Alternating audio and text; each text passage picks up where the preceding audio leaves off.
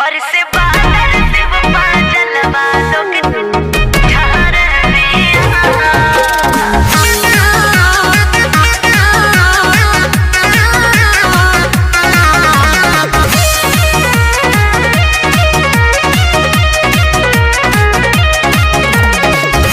चढ़े वाला बाटे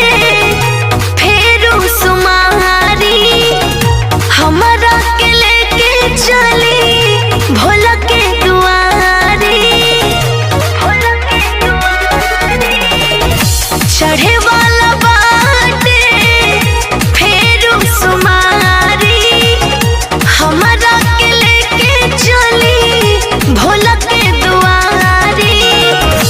देवघर के याद सतावे पिया तासवानवा मन के बड़ा भावे पिया बरसे बादल शिव पाजलवा लोग चढ़ावे पिया समझे।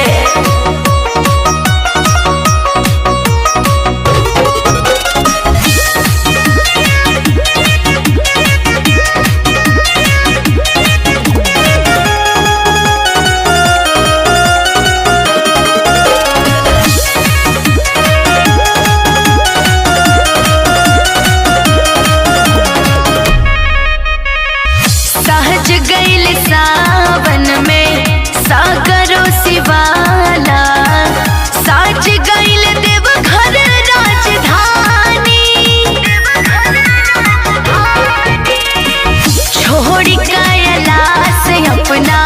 भक्तन के पास हो आई गईल बाबा भोलेदानी कांवर सांभे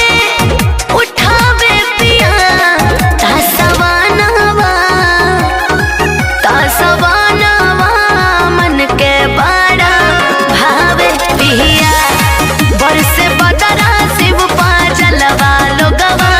ठार पिया ठार पिया ठार